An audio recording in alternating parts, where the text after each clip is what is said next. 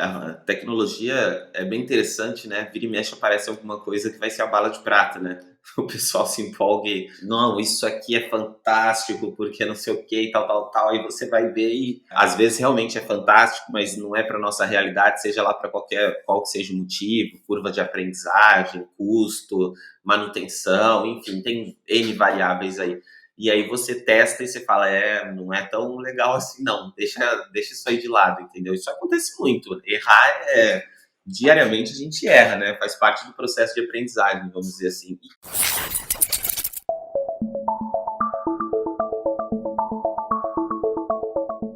Olá pessoal, tudo bem? Eu sou o Felipe Barreto e essa é a versão 1.8 do Solvercast, o podcast quinzenal da Solving com líderes de tecnologia.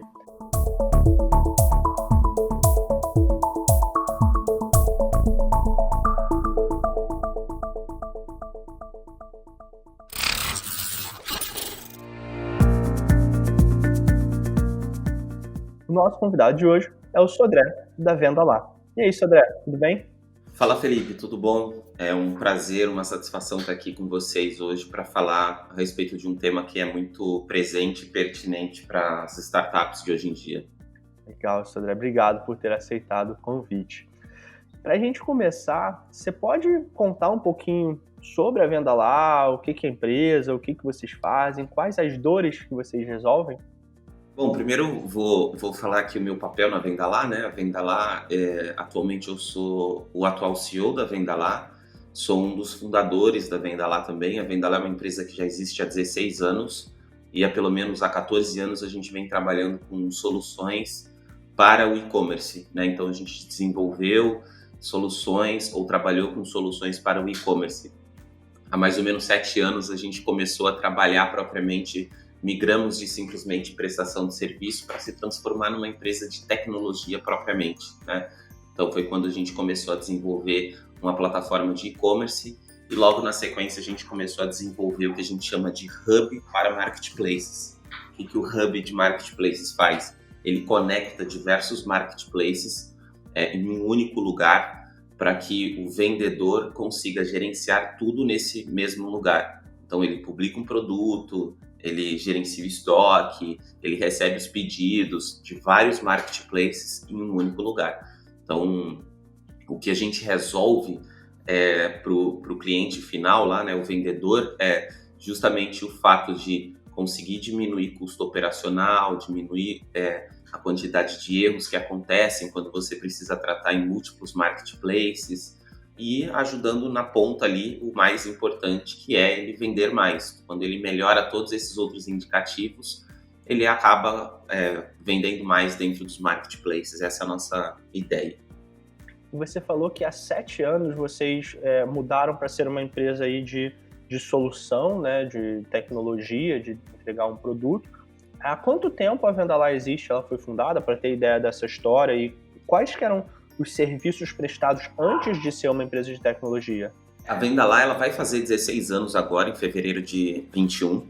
Nós começamos como uma agência online, então a gente trabalhava com desenvolvimento de material online, mas não era focado para o e-commerce. Nos 2 primeiros anos, a gente começou a ser muito assediado, digamos assim, muito procurado por e-commerces, né? Há 12 anos atrás isso já.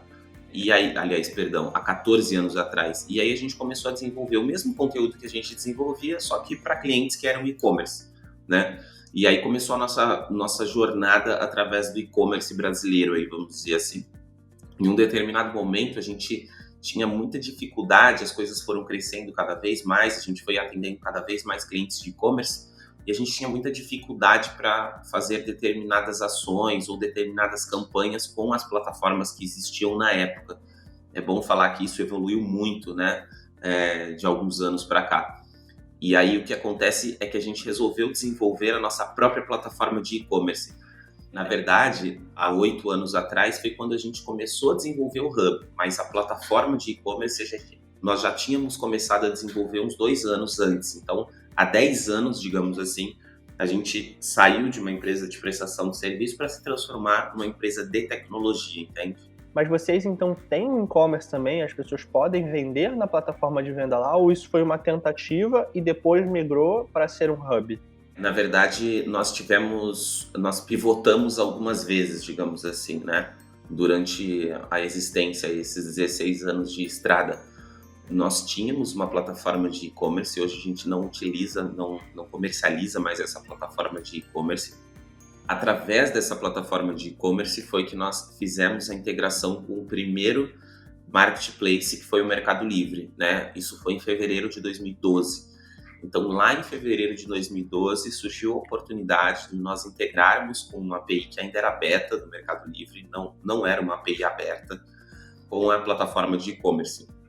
Um pouco depois, um pouco mais para frente, nós começamos a receber feedback de prospects que falavam: olha, eu tenho muito interesse na parte de gestão de pedidos para o Mercado Livre. Naquela época era só o Mercado Livre. Mas eu não quero um e-commerce, não é o meu foco. Meu foco é vender em marketplace. Se você me vender só essa parte de gestão em marketplace, eu compro. E muitas vezes os vendedores estavam dispostos a pagar o setup full do e-commerce, mas eles não queriam ter o trabalho de ter que montar o e-commerce, eles queriam só a parte de gestão. Foi daí que deu o estalo e a gente falou: poxa, se eles estão enxergando tanto valor assim nessa parte de gestão, que pra gente era só a parte de gestão, mas para eles era a parte de gestão, acho que nós temos um outro negócio aqui. Aí a gente criou realmente o Hub a partir daí.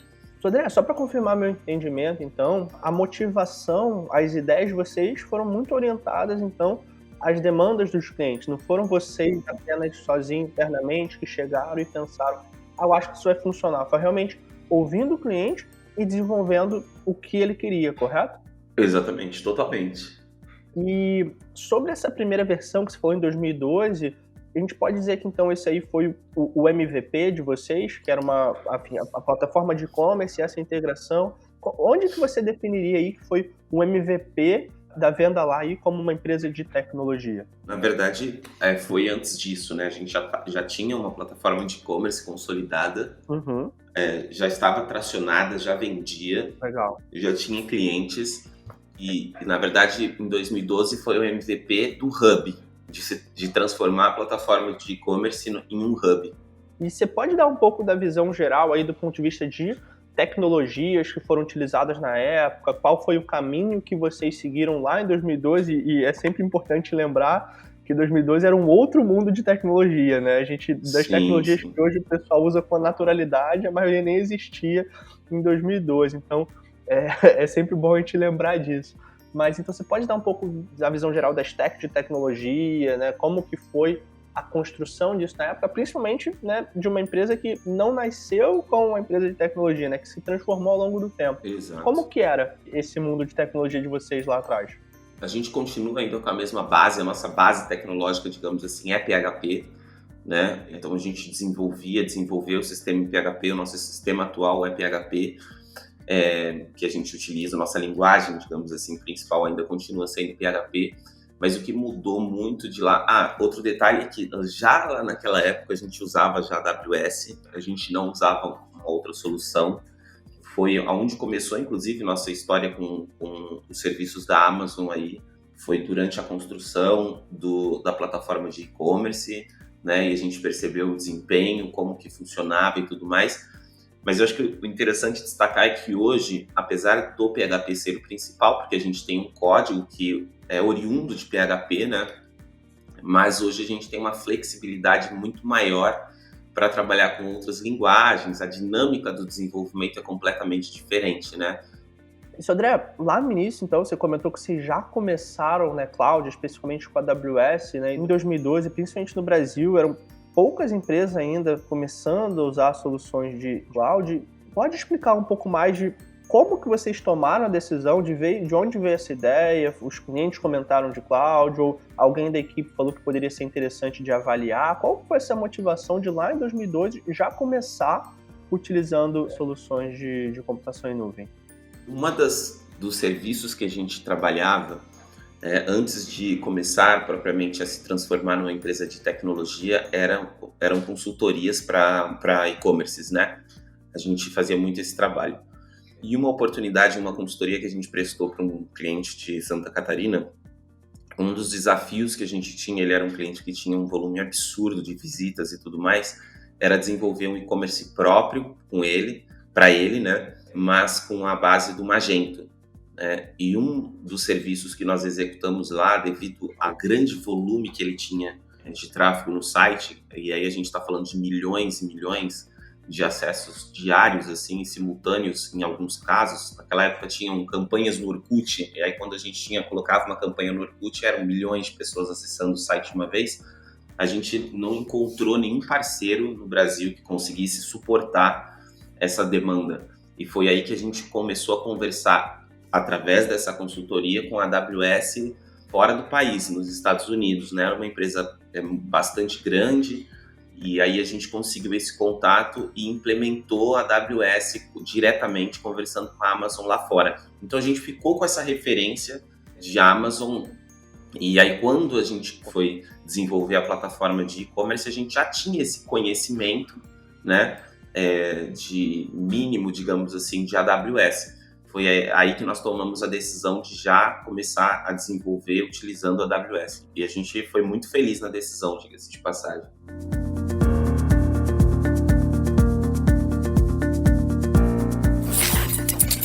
André, muito legal conhecer essa visão inicial de vocês, como as coisas começaram, as decisões lá no início, né? O que, do ponto de vista de negócios, até as transformações e mudanças que tiveram, né? Você pivotou várias vezes, sempre ouvindo a necessidade dos clientes de vocês para poder orientar o desenvolvimento, e também os acertos do ponto de vista de tecnologias foram modernizando ao longo do tempo, conhecer essa solução inicial. E olhando um pouco para hoje, como que é essa stack de tecnologia, como que é essa estrutura da solução de vocês hoje, né? Como a gente mencionou, em 2012 a gente estava falando de um outro mundo completamente diferente, nem parece que são só 8 anos, mas isso acaba sendo uma eternidade no mercado de tecnologia. Então você pode compartilhar um pouco de como é a solução de vocês hoje, né? Na época você integrava só com uma plataforma, hoje com quantas integra, como que é isso? Nossa principal linguagem ainda continua sendo PHP, e é muito interessante essa transformação que aconteceu nos últimos anos, né? Pensando em tecnologia, apesar da nossa principal linguagem ainda ser PHP, né, e banco de dados MySQL, hoje a gente já tem uma abertura muito maior para trabalhar com outras tecnologias.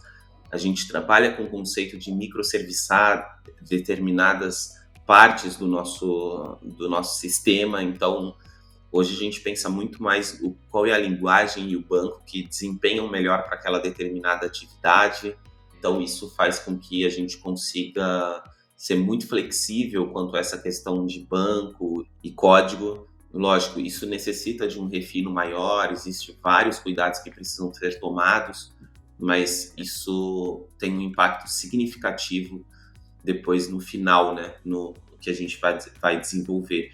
Lá atrás a gente usava, era praticamente um monolito, no conceito em si não é um monolito, mas a gente encara como se fosse um monolito o sistema. Hoje a gente consegue estar muito mais desacoplado, com muito mais microserviços do que era lá atrás, né? Então basicamente é isso. Nessa jornada, nessas transformações, né, nessa busca por ter uma arquitetura mais orientada a microserviços, nesse tempo, qual foi o principal desafio que vocês encontraram em evoluir tecnologicamente? Eu acho que o grande desafio talvez seja até uma questão mais cultural, vamos dizer assim, né? Se você for pegar os desenvolvedores, eles estão muito acostumados a desenvolver e trabalhar de uma certa forma. Como tudo isso era muito recente, relativamente recente, né, entre aspas, aqui no Brasil, então a gente às vezes sofre com esse choque cultural, né? O pessoal já desenvolve de uma forma, para eles terem que desenvolver de alguma outra forma completamente diferente, você tem alguns atritos assim. Bom, a gente sempre teve muita sorte, porque a nossa equipe é muito engajada com novas tecnologias, muito entusiasta por trabalhar com novas soluções e de outras formas, mas mesmo assim talvez eu apontaria isso como, de forma geral, é justamente o choque de cultura em determinados aspectos, assim. E como que vocês encaram isso? Até para saber qual que é o tamanho hoje da equipe de tecnologia de vocês. Hoje a equipe de tecnologia está com 12 pessoas, contando com o nosso CTO, Graziani, E basicamente toda vez que a gente precisa implementar uma tecnologia nova, a gente tira uma squad, uma pequena squad, digamos assim, para testar, para desenvolver um MVP com aquela tecnologia ou com aquele recurso novo, e a partir daí esses caras vão ser, digamos assim, quem vai evangelizar isso para o restante da equipe. A gente é muito focado em resultado, então, digamos assim, que quando a gente vai fazer algo, isso precisa se mostrar em número que é eficiente por alguma razão. Então, quando a gente consegue trazer essas informações para o time de desenvolvimento também, né, aí existe um importante ponto que é o convencimento. Fala, pô, legal, então quer dizer que vai diminuir o meu trabalho, vai ser mais eficiente, vai dar menos problema, e aí você vai implementando isso na equipe. Mas sempre é um trabalho de formiguinha, é difícil, nunca é fácil, por mais fluido que seja, existe muito trabalho envolvido aí quando você quer mudar determinados padrões, vamos dizer assim. Com certeza, mas eu achei bem interessante essa estrutura de vocês, né, de pegar, montar um squad dentro para ser um squad que vai desenvolver essa habilidade, né, um centro de excelência em um novo assunto, para até validar, né? Eu imagino que em alguns casos não necessariamente vocês continuam com a tecnologia que avaliaram, que chega, realmente não Exato. vai funcionar e volta atrás. Existe esse rollback, né? Sim, com certeza. A tecnologia é bem interessante, né? Vira e mexe aparece alguma coisa que vai ser a bala de prata, né? O pessoal se empolga e... Resolve todos os problemas. Exatamente. Não, isso aqui é fantástico, porque não sei o que, tal, tal, tal. Aí você vai ver e às vezes realmente é fantástico, mas não é para nossa realidade, seja lá para qual que seja o motivo, curva de aprendizagem, custo, manutenção, enfim, tem N variáveis aí. E aí você testa e você fala, não é tão legal assim, não, deixa isso aí de lado, entendeu? Isso acontece muito. Errar diariamente a gente erra, né? Faz parte do processo de aprendizagem, vamos dizer assim. E eu acho que esse é uma outra coisa importante. Não que a gente queira errar, eu acho que é do ser humano, a gente não quer errar, a gente deveria até mudar um pouco o nosso conceito, né, como pessoa, mas a gente não tem muito medo de errar, digamos assim, a gente testa bastante, então eu acho que isso é bastante importante para uma evolução rápida, assim, a gente continua com essa premissa, vamos dizer assim. Isso, André, eu concordo 100% com você, até porque, né, ninguém gosta de errar, né? Não, não dá para falar, comemora um erro, Exato. mas no processo de inovação é necessário, porque se você não erra, você não está assumindo riscos o suficiente. Então, errar rápido, né, errar barato e já partir para o próximo desafio, mas precisa assumir esses riscos para poder inovar, para trazer soluções novas. E até sobre isso, né, você falou que monta um squad para trabalhar num assunto novo, para se estudar sobre isso e até validar. Como que é feita essa capacitação? O pessoal pesquisa por conta própria? Como que a equipe de desenvolvimento, digamos assim, é empoderada para poder fazer esses testes e até ter a tranquilidade, você falou muito da cultura de vocês, de poder se arriscar, poder testar algo novo? A maioria, eu diria que as mais importantes mudanças de tecnologia ou adoção de novas tecnologias que aconteceram aqui foi por iniciativa dos próprios desenvolvedores, assim, né? Às vezes porque eles estão muito mais inseridos no dia a dia da comunidade, interagem bastante e tudo mais. Pode ser por um problema que eles estão enfrentando dentro dos desafios diários deles, né? E que eles estão vendo que poderia ser feito de outra forma ou acreditam que aquilo poderia ser feito de outra forma. E aí, isso é uma coisa muito legal. Todo mundo tem autonomia para poder, nas nossas reuniões, inclusive diárias, aí, de propor determinadas alterações no nosso código ou nas nossas regras. Isso é muito aberto, qualquer um pode opinar. Então, eu diria que as mais importantes aconteceram primeiro por iniciativa dos próprios desenvolvedores, né? O que acontece é que uma vez que a gente minimamente valida essa ideia, né? Então, a gente geralmente vai sabatinar essa ideia internamente, vamos dizer assim, e isso passou por essa sabatina, a gente sempre procura alguns profissionais que são referências naquela tecnologia ou empresas que são referências para nos ajudar, nos apoiar. A gente entende que também querer trilhar é que nem você fazer uma caminhada, né? Você vai fazer uma caminhada, vai subir a Pedra da Gávea, você vai sozinho, você nunca fez trilha na vida? É melhor você chamar um guia, né? O guia não vai fazer a caminhada para você, mas ele vai te ajudar muito a não se perder, a não cair lá de cima e assim por diante. Então, é mais ou menos isso que a gente faz. A gente vai procurar uma consultoria ou um profissional que entenda daquela tecnologia para nos apoiar na inserção dessa tecnologia. E aí, geralmente, vai começar a rodar um MVP mesmo, vai começar um teste daquela tecnologia, né? E se isso se mostrar realmente eficaz, aí a gente incorpora ao nosso dia a dia, vamos dizer assim.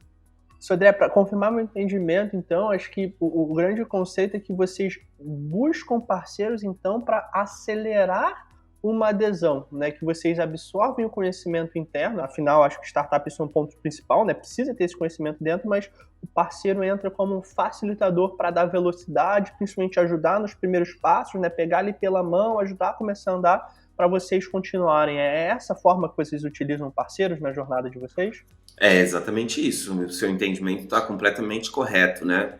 Isso a gente minimiza alguns riscos e realmente consegue evoluir de uma forma muito mais rápida. A jornada para que a gente tome a decisão da adesão ou não daquela tecnologia, de mudar ou não determinada regra, ela se torna muito mais rápido e bem mais confiável.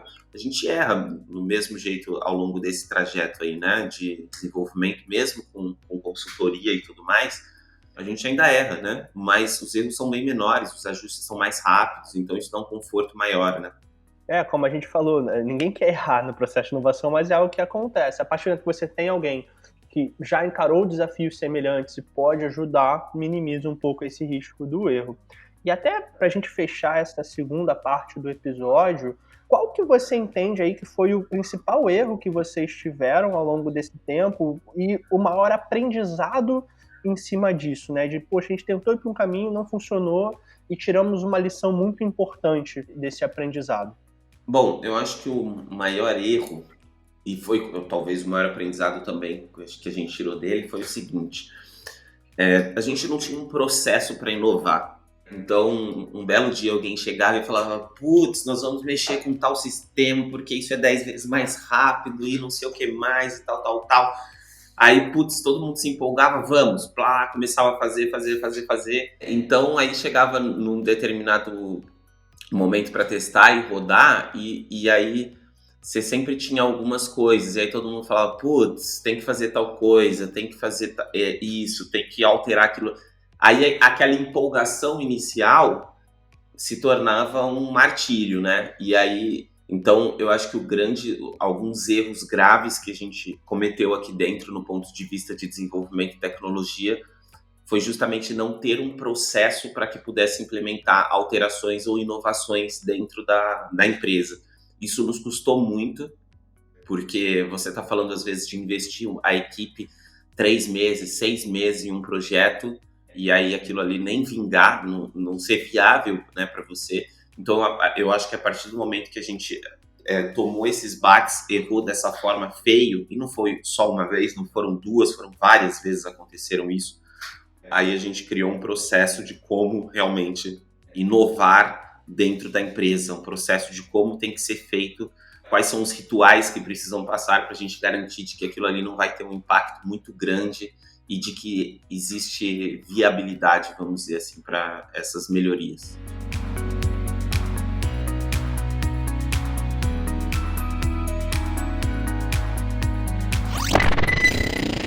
Bom, Sodré, é legal demais conhecer um pouco dessa história. Acho que o ponto forte de vocês, diferencial aí desse processo de inovação muito bem estruturado com esses aprendizados que vocês tiveram ao longo do tempo.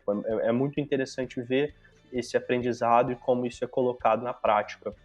E até o crescimento de vocês, até para a gente ter uma noção do crescimento, né? Você falou lá em 2012 integrava com uma plataforma. Você pode abrir alguns números de quantas integrações são, de quantos usuários ou produtos, alguns números aí que vocês possam abrir para a gente ter ideia aí da estrutura de vocês? Posso sim, não posso abrir tantos números, mas para dar uma ideia de grandeza aí, a gente tinha uma integração em 2012, hoje são mais de 30 integrações, né? A gente integra aí com os principais marketplaces hoje que existem no mercado, Mercado Livre, B2W, Via Varejo, Magalu, Amazon, Madeira Madeira, o Shopee chegando aí com uma força incrível, que é um novo marketplace que está surgindo. A gente integra com vários sistemas de back-office ERP, alguns muito conhecidos para vendedores de marketplace, como o Bling e o Tiny, alguns muito conhecidos no varejo, como o caso da TOTUS. A gente integra com várias plataformas de e-commerce, talvez aí as mais famosas, VTEX, Loja Integrada, o Magento também, e com várias soluções de logística, porque é muito necessário, vamos dizer assim, essa parte de logística. Então a gente saiu de uma integração de 2012 para mais de 30 integrações hoje, né? E com uma velocidade cada vez maior de integrações para novos canais, novos marketplaces e novas soluções de tecnologia. A gente não integra só com marketplace, a gente integra também com outras soluções de tecnologia que apoiam o vendedor de marketplace. E pensando em futuro da solução de vocês, qual que é a ideia? São mais integrações? São novas funcionalidades? Qual que é a visão aí para vocês aí de próximos passos, próximas novidades da venda lá? Essas melhorias, elas são inerentes do dia a dia, a gente não pensa nessas melhorias menores nem como algo estratégico propriamente dito, né? Porque muda muito. O Mercado Livre muda uma regra, amanhã a B2W muda outra, e aí você trabalhar com várias integrações realmente é bem difícil gerenciar essas demandas de alterações que acontecem, né? É uma loucura, digamos assim. Então, quanto mais integrações, acho que maior o esforço de fazer a manutenção dessas integrações, né? Até as novas funcionalidades que essas plataformas permitem, vocês precisam rapidamente se atualizar e manter funcionando, né? Acho que esse é um desafio interessante. Assim, quanto mais integrações, maior o trabalho de vocês se manterem atualizados, é isso? Sim, com certeza.